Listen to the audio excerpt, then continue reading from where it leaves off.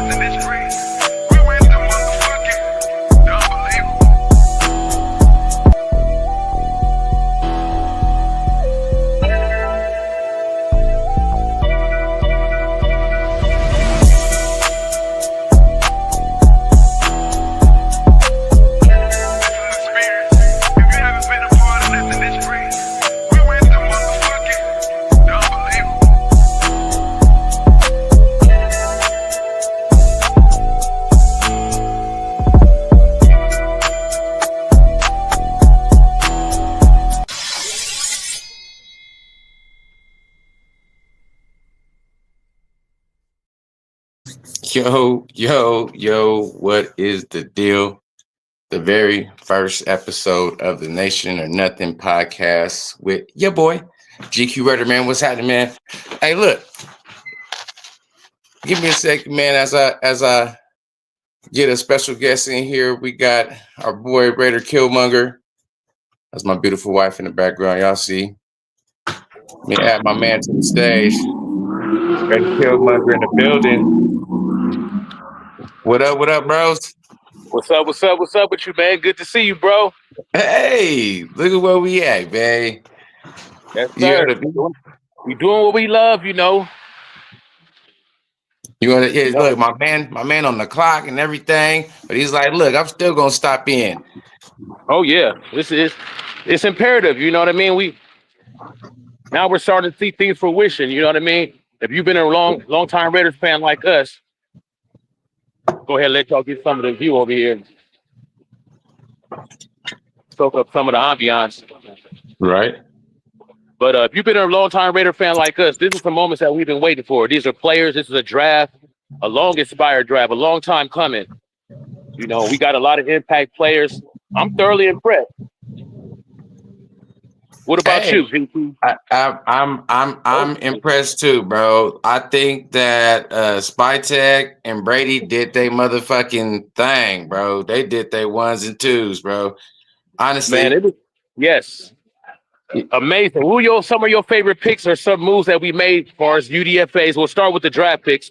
You know, of course, Genty, you know, I know how we've been talking about that for a while, but you know, tell me what pick kind of got you, believing in more of the Spytek, General Spytek, you know what I'm saying? And of course, Carroll, we always had our faith in Carroll. I think for me, it was not necessarily in the offseason getting Geno one. Like when you're looking at the options that we had and like where we could have went and what the angle could have been, them getting Geno, which was a direct result of getting Pete Carroll, right? Because I feel like if we don't get Pete Carroll, we don't get Geno, right? Oh yeah. And so that move right there, I think honestly that move right there, hiring of Pete Carroll and then the hiring of Chip Kelly is what kind of even before the draft is what kind of did it for me, because I knew that in our previous years, head coach aside, had we had a good offensive play caller in some of these previous years, we would have been better off than we was. You know what I'm saying? Correct. The direction, it wouldn't have been, all around. We would have stick. But one thing I can't say about the previous regimes, well, we did draft a couple players that had that Raider mentality that are that are rollovers to this roster, that add depth and value to us. I was thinking it wasn't necessarily the Pete Carroll thing, because I love Pete Carroll. It was when we lost Spillane. When we lost Spillane and Mooring, that's when I was like, okay, regardless of the coaching, how are we going to react from this? What is going to be the reaction?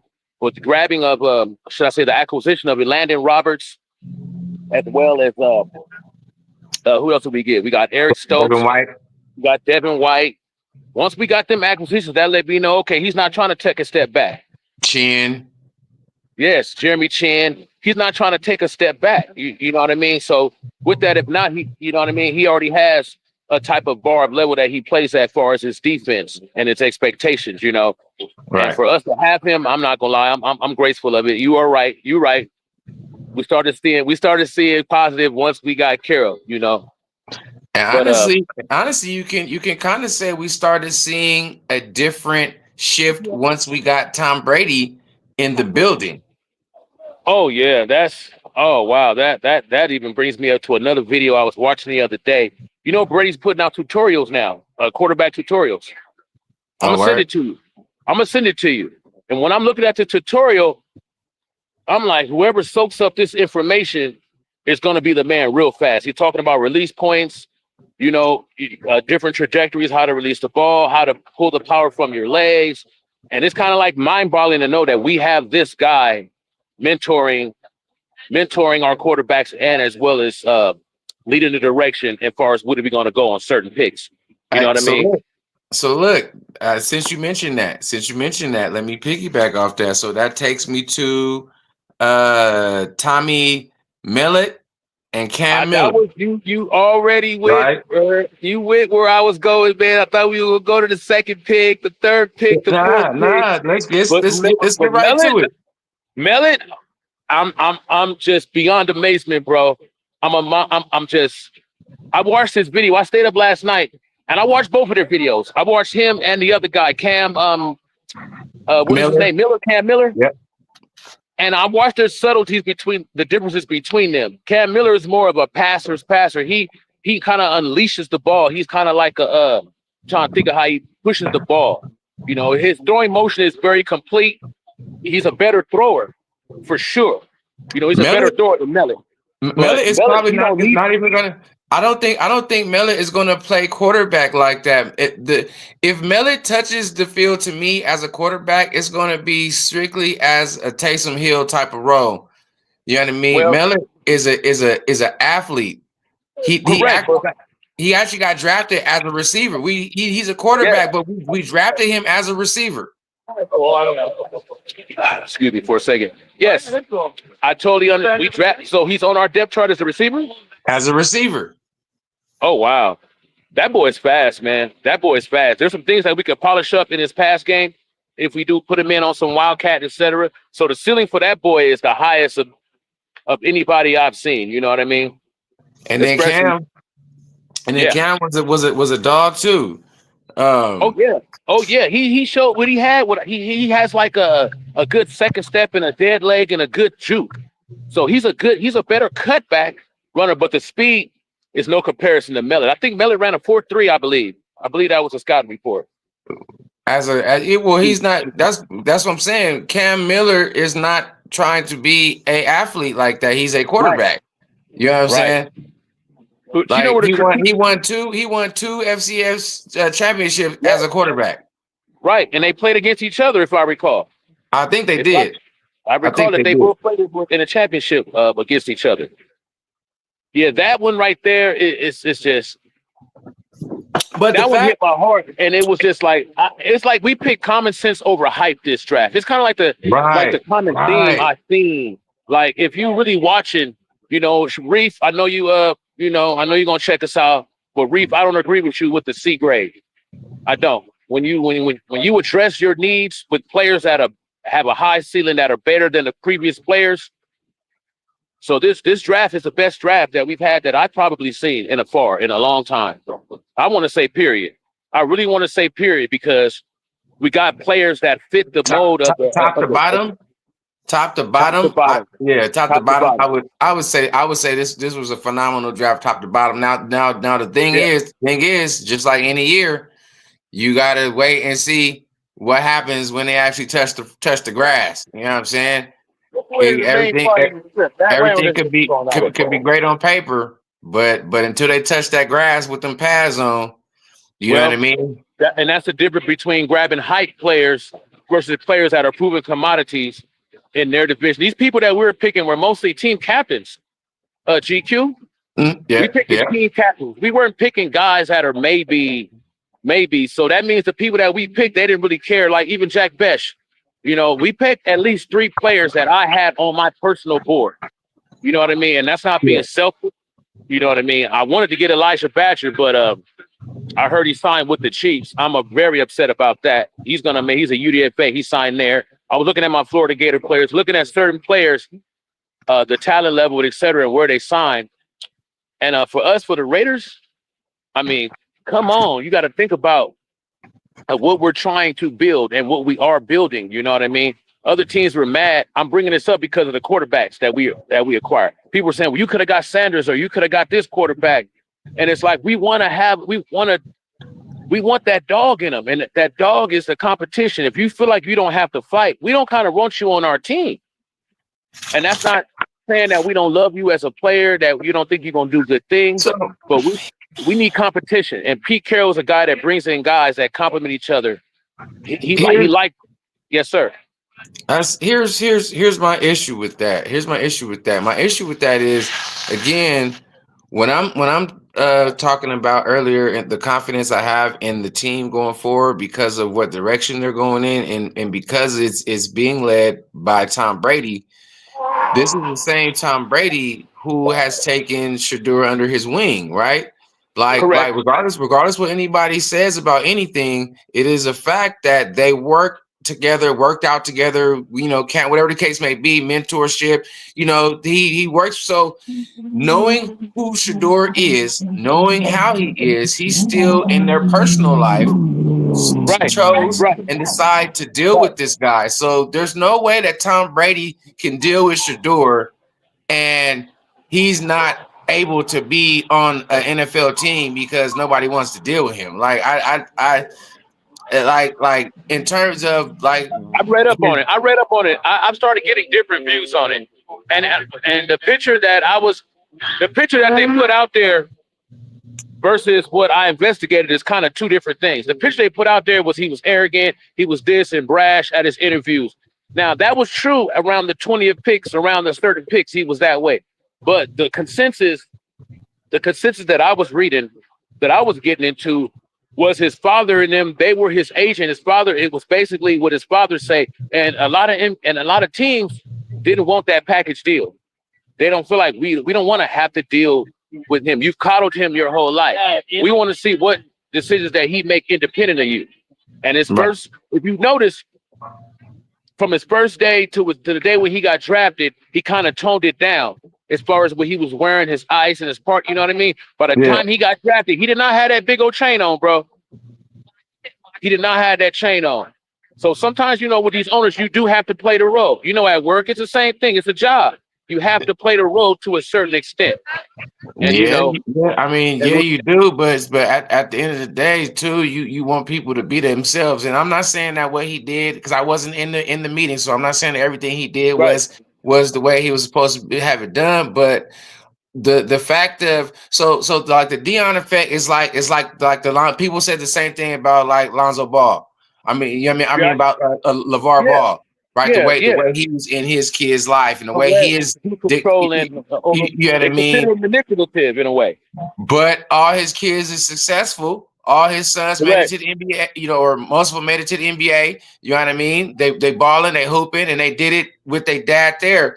It wasn't, and I understand that because we're in the time frame that we're in, the space that we're in with social media, the Sanders family themselves, they have a thing going that they're documenting their life. Dion had it at the school. He had it at Jackson. He had it where he's at. Yes, there's a camera crew or the little guy because they're documenting their life. And I understand that's a distraction. You don't want nobody at the interview and there's a guy right there and they're recording because they're documenting It's his brother, though. It's his brother recording. So you can tell that takes a lot for a family to do, to show your own brother's pain. And watching the documentary, I grabbed a few things from it, you know. I was more sadder, looking at Dion for one, but the player that I wanted from Washington was his brother Shiloh. If you watch his attitude and his optimism and how he was there to like he's an asset to whatever team he's going to. He's an asset and he's a head knocker. Now that's somebody I would have acquired him as a UDFA. To me, that would have been like, okay, we would thank you to at least the Sanders family. We can't grab Shiloh. But you know, I mean, we can't grab Shador, but we're gonna at least grab Shiloh. We can at He went least to do that. he went to the Redskins, I think. Yeah. UDFA. Shout out. So let's salute to both of them. We grabbed. They both. We're elated. We're super happy that they finally did find a home. But how it Right. happened, we can both agree that we've never seen nothing like that before. Probably never will.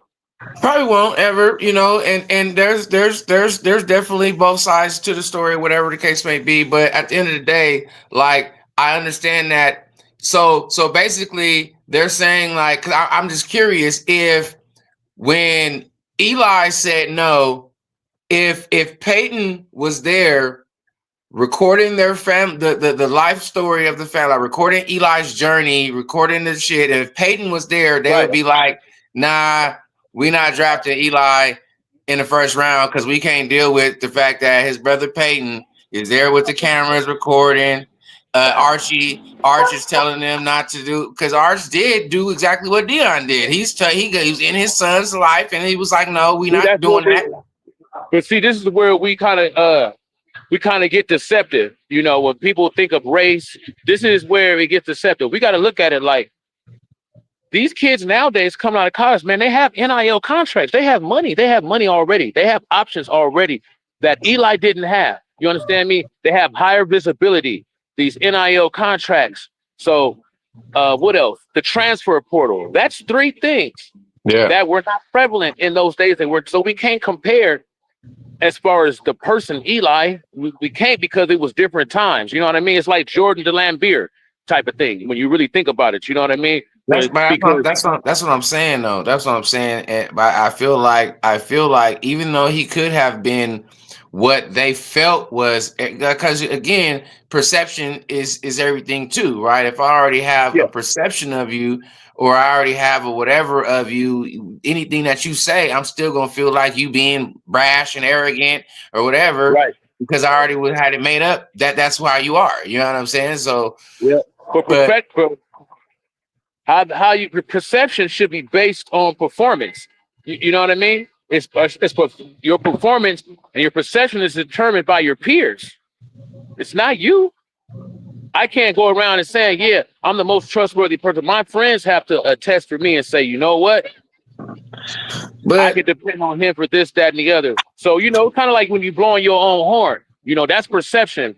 You don't want to say versus reality. Perception should always be production based. You know what I mean? That's true.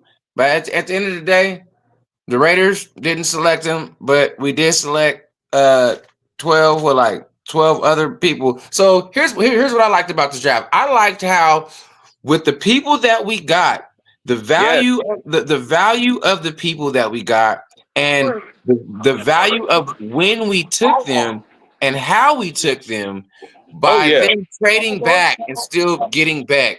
Trading back again and, you know, still getting quarter. Trade, you know what I mean? And getting those 3 extra picks. So real quickly, let's I'm gonna go through the picks just so we can just refresh on who we got. So number 1, of course, or you know, first pick was Genty. Obviously, he is who he is, right? So the thing about Genty though, he had a 94.8 PFF grade. So that, like, outside of people like, well, the level of competition that he was playing against wasn't like other cats' competition. But when I'm saying his overall production grade, his PFF grade, he was 3rd ranked overall amongst any running backs. Obviously, he had 2,600 yards. Boy was running for 160 a game, 29 touchdowns. You know what I mean? Just he looks like off the chain. Basically, 20 yards shy of breaking Barry Sanders' rushing record. Whatever level he was at. You know, that's an accomplishment in itself. You know what I mean? But with Genty, the most glaring statistic to me is his 1,800 to 1,900 yards after contact. Now, you got to look at that in perspective. Meaning, he's got more yards after contact than these people have in their whole season. Now, that's called what we call a yak king. Now, you got to look at who else we have on our team that has the most yards after contact when they were in college. Without a running back, Bowers. Look up Bowers' statistic. He's the yak king of tight ends. There's no tight end that got more yards after contact. So you got Genty, you got Bowers. then you got Jack, then you got Beach or Besh. Beck, These yep, Jack guys Beck. aren't these guys aren't people that like going down on the first hit, man. You know, I Beck. see us inflating a lot of balloon heads this year. I see us really running through a lot of people, man. So Beck was a guy that I like. You already know I'm a LSU fan. He spent his first 2 seasons at LSU. Right. And ended up his career at TCU. He wasn't overly killing at LSU, but when he was playing his freshman year, he led the team in receptions. And I was with the other cast that was on the team playing with him. A couple of them like Malik Neighbors and a couple of others that was actually on the squad. Yes. Beck actually led the team in receptions. So he had that's when he first got on your radar, is what you're saying. I agree. Absolutely. You know, my team again. So that's what I looked at. I was looking at him and I wondered what happened to him. Like, did he disappear? You know, I didn't know he had went to TCU. I didn't know what was going on with him. His last year at TCU, he became one of only 5 receivers in TCU history to ever break 1,000 yards receiving. His senior year, he had 62 catches or 1,034 yards. Yeah, I don't see how you're gonna be able to double team anybody, bro. I really don't. I really don't, because I mean, it's a wonderful thing. Hey, that's a sequel back there. What's up, little man? Hanging out like Tony Stark's son all in the videos. But so then, and mind you, Beck, he's not a speedster. He's not a slow thing either. Correct. He's not a slow guy either. You know what I mean? He got some decent speed. He's a space guy. If you ever notice, most of his catches, he has a hard enough juke to where he has space between his defenders. It's amazing that a guy that big could get that much separation. Let's talk about it. So people they want us. So I this is what I've been saying. People wanted us to get Renfro back. This is an upgraded version of Renfro. This is an upgraded version of Renfro. He gets hella separation. He has excellent route running, excellent separation, very sure-handed. If it's in his direction, he's catching it, bro. Best out of the receivers in this draft. You can check my stats. You can quote me on in the comments or whatever. Check me if I'm wrong. We do this for a living. I believe it's 0.01 with his drop percentage. I mean, that's ridiculous. Compare that with Jacoby Myers and Brock Bowers. That's just a part of our receiving core. Now I'm waiting for whatever you want to bring up Thornton. Whenever you want to bring up Thornton. So hold on. So then after Beck, they went and they got one of the 3 fastest 40 times in the combine with Darian Porter, the corner from Iowa State, 6'3", 195. Dog. You know what I'm saying? Pure dog. Hey, I love it. I love it. We got a 4-3 on the other side with Bennett, bro. I love it, bro. It's more than a value. It's a need pick, and it's better than the guy we had before. And that's why I was saying earlier about Reed giving us a C. No, this guy, he plays better than what was his name we drafted so high? Damian Arnett. Is that not a better value pick than Damian Arnett? Is that not a better acquisition than what was the other corner we got rid of when he started being late? The Seattle dude, Marcus Peters. Is this guy not better than these guys? You know what I mean?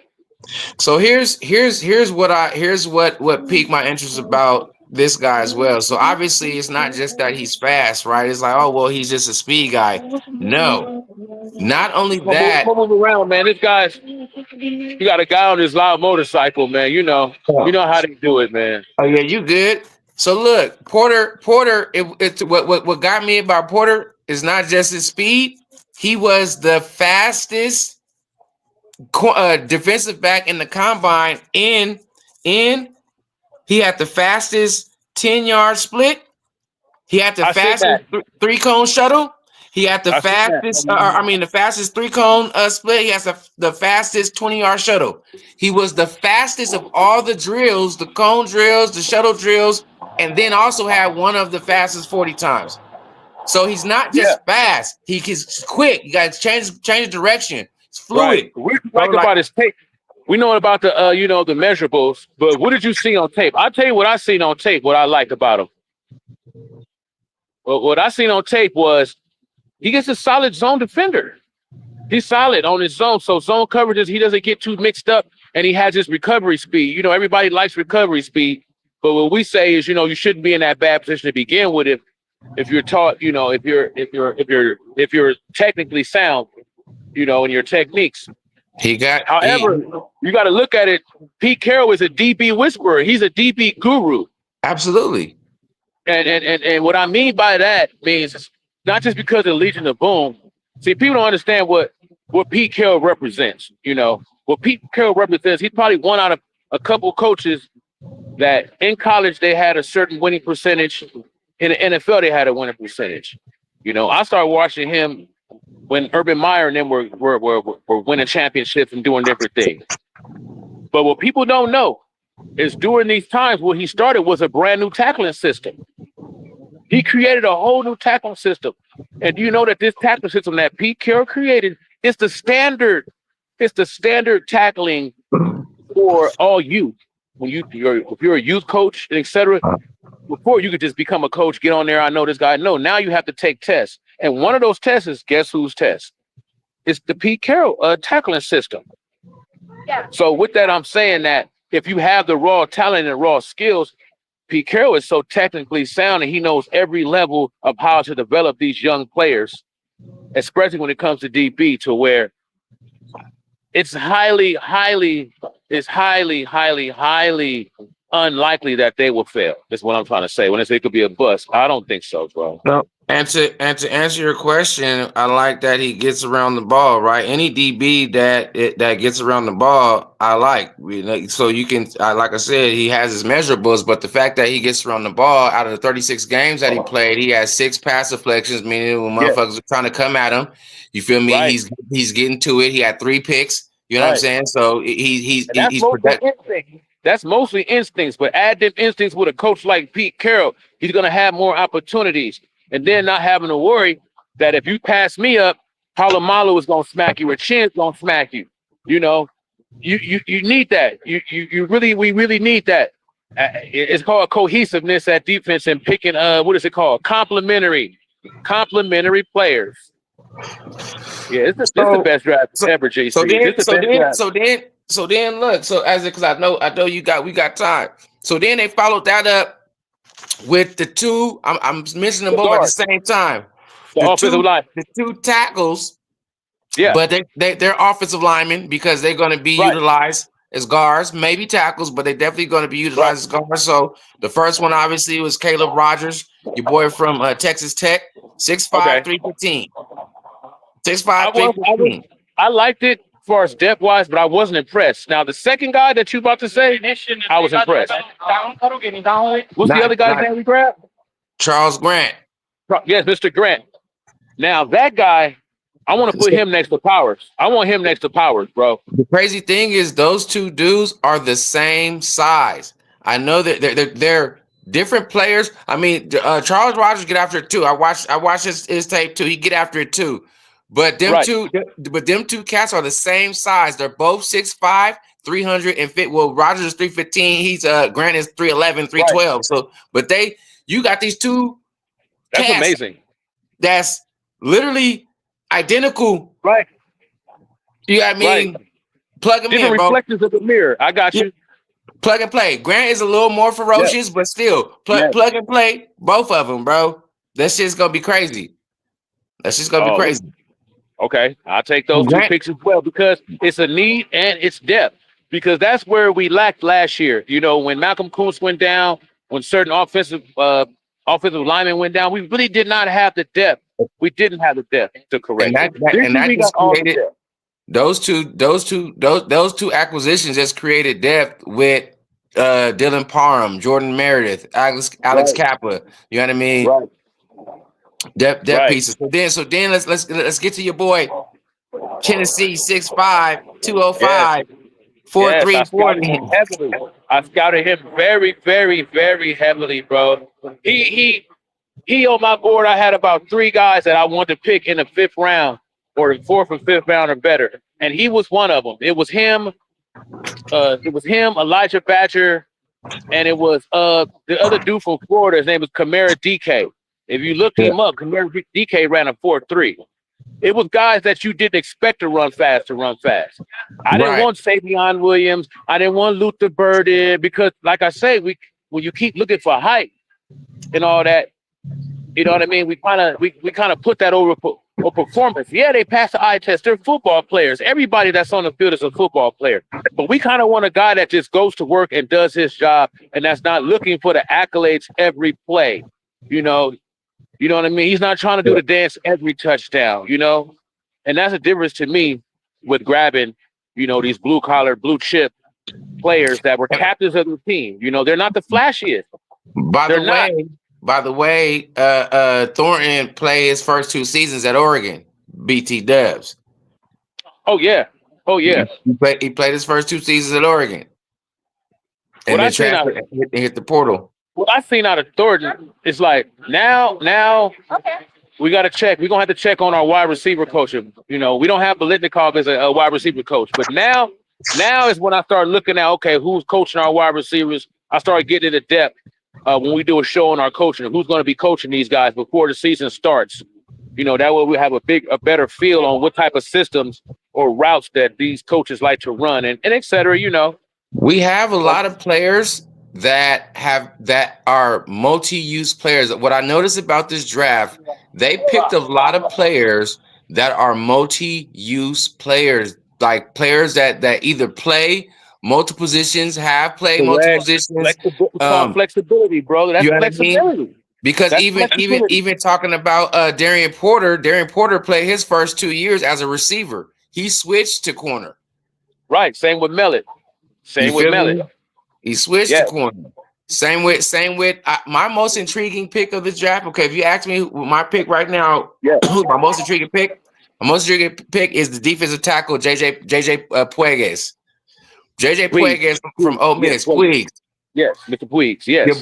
Your boy, the D tackle that has how many touchdowns does he have, homie? Rushing touchdowns, and he played tight end, he played running back, he was a wildcat running back, D tackle. Like what's sad about it is like without even doing a scouting report on him, right?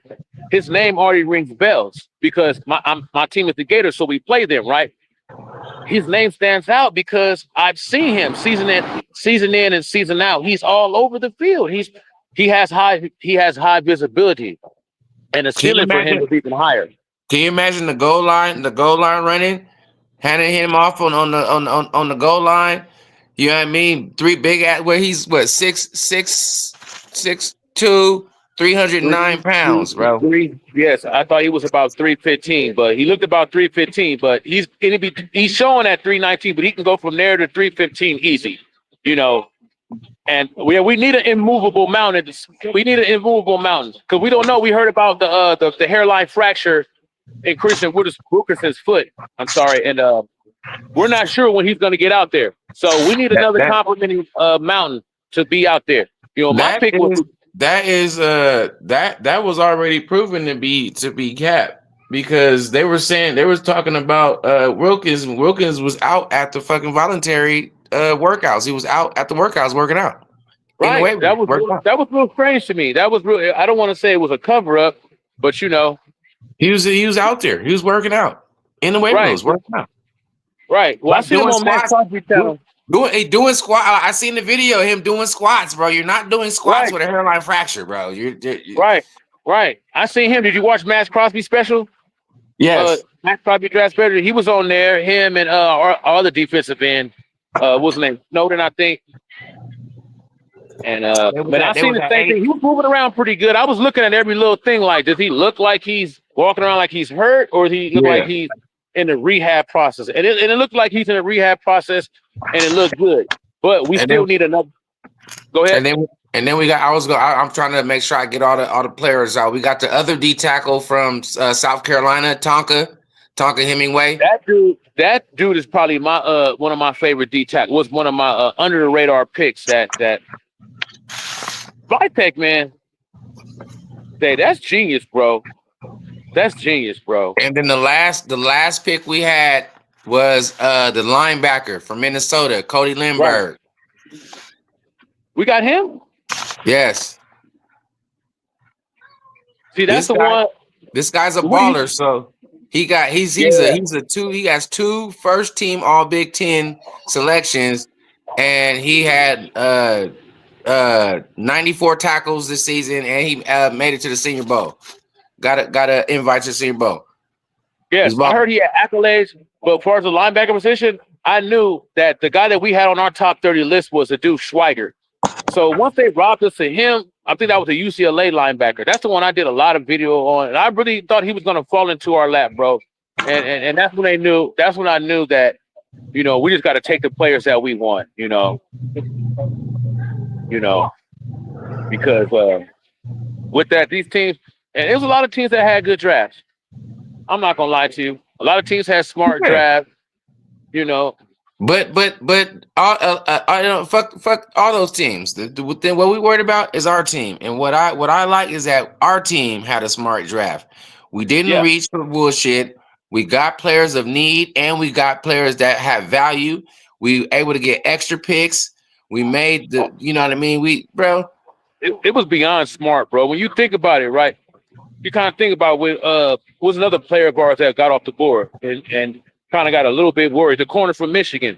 Well, that's when they traded back. I feel like that's when they traded back. When as soon as they That was a pivot point. That was a yes, pivot point right yes, there. Where it yes. was like, what is their backup plan? That's when you know what IQ level Spy Tech and Pete Carroll are working on. You know what I mean? To be able to have, okay, we got a first, third, and a fourth in case that our number one doesn't go through. You know what I mean? And they executed that, bro, with the trade backs. That was the point that I wasn't worried, but I was on the phone with John. Just win, baby. Shouts out to you. Yeah, shout out. But Yes, I said I was hoping that he was up be able to tap in. yeah, we could probably send. I don't know how to send the link, but you know how to do it. I could do it. I can't see anything, but Right. I said we're gonna get more organized with it because we doing it because we real fans. We are Raiders. We not just we don't love our team. We bleed it. And when We y'all bleed tap it. and when y'all tap in, actually on that note, I know that is kind of weird because it's not on the other channel. I know when you guys see this, because Yeah, people that's not in here, and I understand they're like, wait, what channel? That's not the no. I know this is right. my personal channel, not the other channel. You know what I mean? So, well, we're Don't gonna get worry it about it. We're together. gonna build. We're gonna So continue to build. basically, this is we building the drinking Build. club. This is still Raider Nation Drinking Club affiliate. This Correct. is just GQ's Correct. Correct. channel. You know what I'm saying? Correct. We just giving y'all up to date information that y'all didn't check on. Have a wonderful day. We're giving people information and value. Anybody that had doubts, just like when we was up there at the draft party last year, me, you, GQ, and when we grabbed who was it? When we grabbed Bowers, they started booing, right? And I was Yeah, like, no, we yeah, was me. You yeah. was running through we were running through the crowd on the top floor at the Omni or something out here. And we were like, no, it's good. We ran into who did we run into? Mike Dixon, shout out to him. He does a lot of content as well for Vegas. But we ran into Violator. I Yes. think it was good. And that conversation that we had with Violator, he finally calmed down and we let him know, no, that was one of the best picks of the draft. Not just for the Mhm. Raiders. Bowers, I call him Bowser. Bowser. Like King of Koopa, because he is the king of the tight ends, And then what little do people don't know as well is the second rated tight end. As far as within the past 5 years in college, the number 2 tight end. There you Number 1 go. is Bowers in all categories. The number 2 tight end was guess who? Salute, Mike. salute. Welcome in, man. Welcome to the Michael fun. Mayer. Michael Mayer, bro. Michael Mayer. He set the records at Notre Dame. So when they talk about dealing him, or we're gonna get rid of Michael Mayer, to me, it's cap. It's cap. It's cap. They pick. Well, I mean, honestly, I feel like we could. There's value in Mayer as well. Like to utilize them, but there's also value in Mayer as well. Like, I mean, so it wouldn't have been far-fetched for them to try to utilize him to get. I felt like if they was gonna try to move to do some Travis Hunter type move or something like that, Right, then it right, was going right. to come in there in the But package it's still like that. taken away. when you trade him away, you're trading away different formations and different ways that we could actually really stretch a defense. You know what I'm saying? Meaning, like with Beck, just with Beck, you could damn near run 3 tight end set. You could run Bowers, Mayer, put Beck out there. That's damn near a 3 tight end set. And then we pound it with Genty, right? They get tired of that. They start creeping up. These type of dynamic players we have, he could pull the ball back out on the play action. And these guys are excellent route runners. So it's kind of like you have to pick your poison. We don't have to substitute guys in. We can run that we can actually run the hurry up in multitude of formations with Mayer on the roster. Right. And I think whoever is seeing it the way we see it finally, after all these years of being a Raider fan, we finally have some coaches and an organization that's, to me, I thank them. Hats off, shots out to the Raider organization for finally listening to, the nation. Hey, shout out to Mark Davis, bro.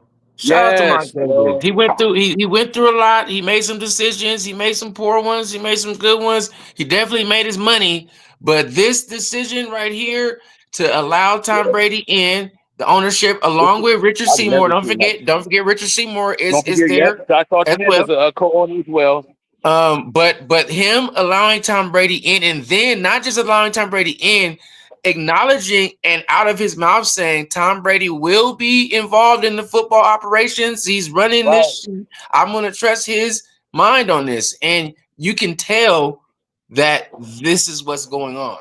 You know what I'm saying? Yeah. It's quantifiable differences, meaning it's differences that you could feel. And what I mean by that, there was no Alex Leatherwood in this draft. There was no Damon Arnett in this draft. There wasn't. And there's no Arnett. I don't feel like there's no Leatherwoods, but there's still, it's subjective. So people are going to have their opinions about some of the draft picks that we got and when we got them and who else was available when we got them and all that type of shit. So but that's all fair. That's all fair. Because you had your board, people had theirs, the team had theirs. You know what I'm saying? Right. Mel Kiper had his. You know what I'm saying? So that's fair. Yeah. But at the end of the day, if people really sit back and they evaluate the motherfuckers that we got and how that applies to our team and how that will be able to be utilized, you know what I mean? Volumes, bro. It moves volumes, man. What you're saying. We that's what complementary players are, We get this guy, so it complements this guy. That's why I was bringing up who they gonna double team, because when we got 2 speed guys on at slot, or however you want to move around, we got 2 speed guys and we got 2 possession guys. You know what I'm saying? We got 2 possession receivers in Jacoby and Jack Besh. They're gonna come down with the ball 9 times out of 10. Then we have Horton. And we have Tucker. Now, they how can I say it? Their catch radiuses is not the same. Even though Thor's a taller guy, he's going to improve his catch radius and his jump balls and et cetera, et cetera. But the speed is there. So, honestly, I don't even want to say if they miss balls, it's really not – I don't want to say that's not important. It's the space that they eat up on the field with that speed. That means now we can run the underneath route up under them, the square in routes. There's too many ways that the field we can start out in a 4 wide receiver set. We can start out in a balanced offense, and then we could motion people around. We have all the tools to be successful. If not, that's when you start scrutinizing the coaches. With the players we got, that's when the coaching scrutiny comes up. When you have the players, when you have this, you have that. That's when you want to see, okay, are we going to be calling sandbox plays like we called before, some plays you draw up inside the grass or inside the sand? Or are we going to start coming up with Chip Kelly? He's a mastermind. He's a mastermind at developing these different systems to where we utilize all the players on the field and space and speed. So I'm thirsty. I'm thirsty. I'm hungry. I'm hungry to see what he's going to pull out in, because I know it's not going to be no simple. We're going to line up. And what did we announce to the media last year? We're gonna run this offense. What was it, GQ? personnel. It was the 12-man personnel. Remember? Well, the 12, yeah. We told everybody what we were gonna do. Yeah, we're running a 12-man personnel. And did it work? Hey, so because my boy Blackout is the first person to ever comment on my page What's on up, this live. Blackout, man? Shouts out to you, bro. This is my guy Warren. He a Jaguars fan. You know what I mean? He's I ain't mad at it. fan.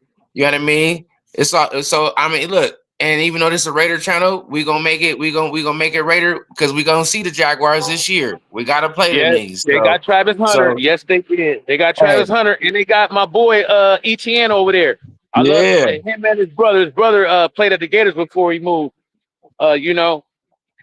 So yeah, so that's gonna be a cool fade. We're gonna actually get to see Travis Hunter up close and personal.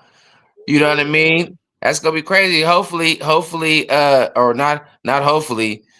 Hey, is that your boy that was at the tailgate party with us? The Jaguar? Yes, sir. Salute to you, man. Him and his wife, he had the coordinating outfits, man.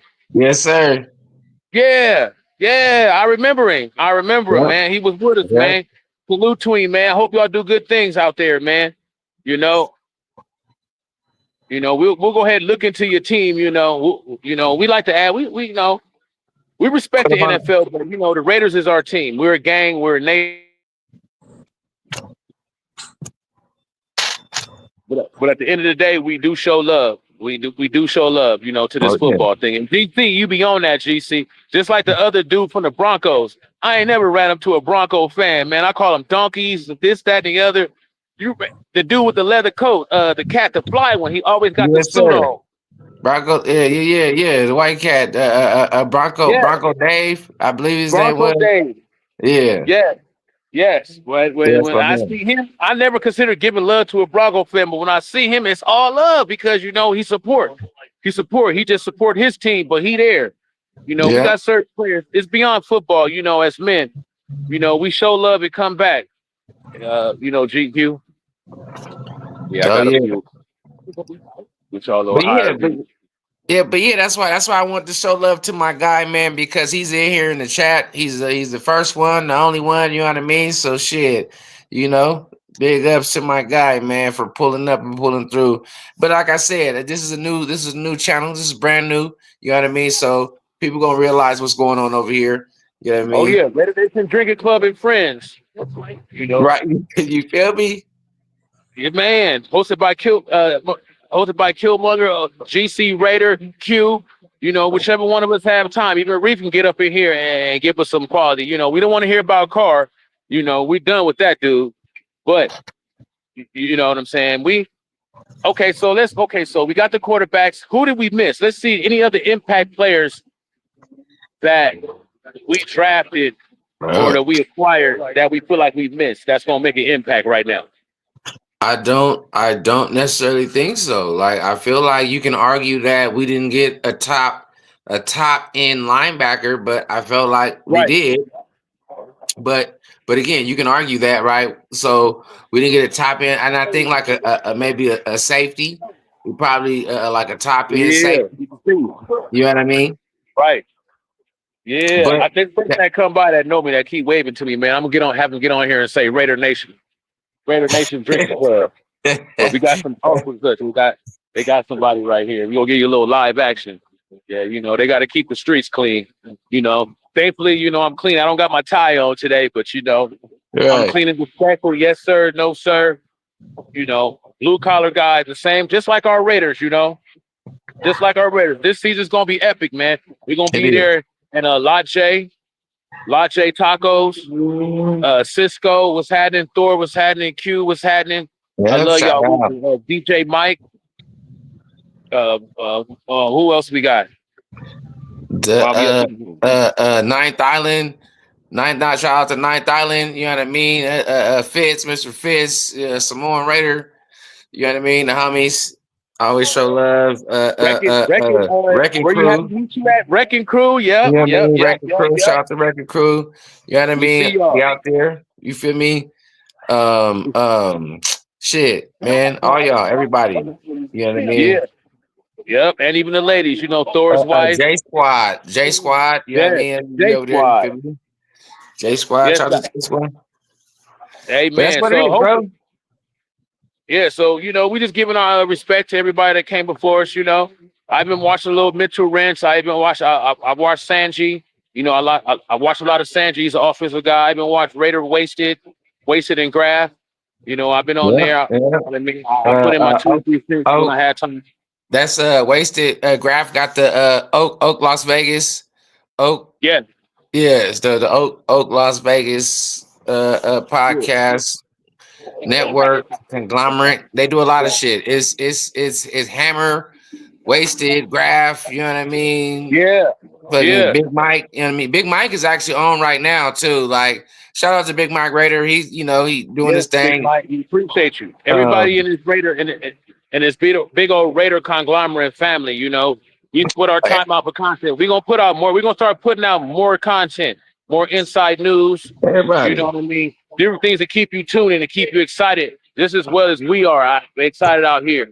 You know, We out hella here in excited, Las but we Vegas. excited though. So I mean, like Go Raiders. obviously, every year as a Raider, we optimistic, but this year it's like some valid optimism.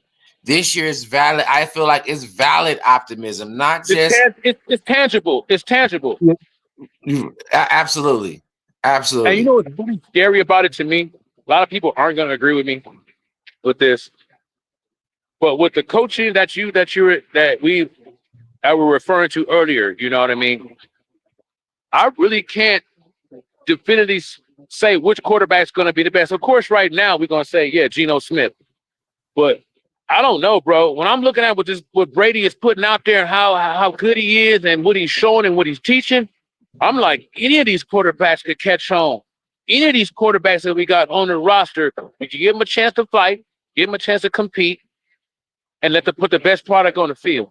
Now, if Oh yeah, one goes down under his leadership, I trust it, bro. I mean, to me, I believe Brady is the quarterback coach. He's the unofficial quarterback coach. right, And I'm just saying it to be saying it. You know what I mean? Everybody we bring in is under his leadership. right. You know. So yep, I'm thrilled. I don't gotta go in just yet. I got another probably like four Yeah. or 5 years, Hey, you know. you been here for a minute, brother. I appreciate you coming through. You see what I'm saying? You know what I mean? I appreciate you being here for this All right, time. the first of many, man. The first of many, The man. first of many for sure. This is definitely the first of many. You know what I mean? I'm still gonna be going on with Thor and Q on the Red Ashes Drinking Club channel as well. But this right here, this is definitely the first of many, man. Where we gonna come in and we're gonna get into it. I just wanted to go over draft picks with my boy Killmonger. Correct. You know, go through our acquisitions. You know what I mean? Just kind of talk about it. You feel me? Yeah. And we could do UDFAs next. You We'll just do it gotta give me next. 2 days to review more of the tape, you know, because I like so far I've seen two. So far I've seen about maybe two UDFAs that I like. I like three, but I want to be able to review their tape, see their ceiling, uh, you know, mostly they're because once you sign UDFAs, they're just there to just play their position. They're space holders. So I'll let you know about any information I get on UDFAs. Oh, You know, I gotta tap into it too. I ain't even really tapped into the FAs yet myself. So yeah. Get y'all a little view. Heading out to the Venetian, about to get this money, man. Shoot, I get love that y'all, Raider money. Nation. JC, I'm out. I'm about to head back in and get this money, man. Yes, sir. And God bless you, man. And I'll see you soon. All We out too, brother. Hey, thank y'all for right. coming through to this episode, man. Hey, Yes, man, sir. fuck y'all, All mad right, bro. love. I love you. Drinking club. Hey, nation of nothing, baby. Nation of nothing.